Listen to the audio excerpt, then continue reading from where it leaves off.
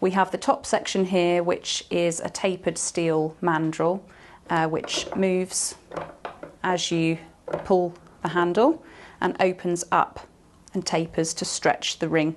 This bottom section here spins with different size and tapered dies in sort of the cone shape, so that you can put the ring in and compress it down and shrink it in size. So I'm going to show you first of all what we need to do. First of all, we need to measure the ring, the existing size. So that one is an M1/2. And it's important to check both sides, just because it may be that they're slightly different, and with this cone shape you need them to be even. So we will start by annealing the ring, which you will have already done, and then letting it cool and pickle. For stretching, we place the ring on the tapered section firmly, pull the handle back, let it slide down to the furthest point, and gently push the handle bit by bit, and you'll see it will shrink down again and again. And we have to be aware of how many sizes we want to go up, just because if you go too far, obviously that's going to be too big. So it's stretched up approximately half a size, and again we check both sides. It's now an N1/2. If we need to go a little bit more, we go again. Gently, gently, better to err with caution.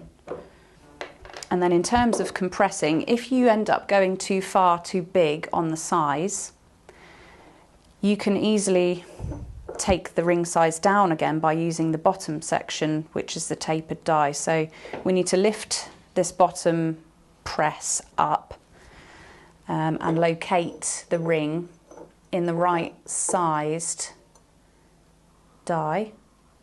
It wants to be, that's too big, it's sitting inside, but it wants to be sitting just above the top of this plate. And just as a quick tip, this does flip over with different sizes. So this one looks like the perfect size because it's the ring edge is just peeking up over the top of the plate. We spin that round to the press, and it's the same motion with the handle. Pull down firmly until the ring shrinks into the die, and you need to turn it over so it creates an even compression. And that's it, that's one compression. So that's gone back down one more size.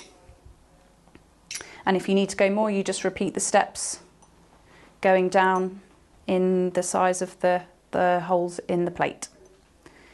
It's important to mention as well, with softer metals like silver and 18 karat gold, or even 22 karat gold, you'll find it easier to stretch and compress just because the metals are softer. With 9 karat gold, you may find that you need to anneal it more often just to make it easier, because you are putting quite a lot of stress on the metal from all sides, especially with the stretching. Also to mention, around about 2 to 3 sizes is probably a good guide for you to go by. Anything more than that, you've got to be aware of the thickness of the metal and how much you're going to put stress on it, how thin it's going to get. Also with shaped rings, although they're plain, it's not a good idea to stretch, because you are stretching from all around and it will end up elongating and distorting the shape. And that's exactly the same with a stone set ring. You don't want to put any pressure on stone settings and making that vulnerable. That's an easy way to compress or stretch plain rings or wedding bands.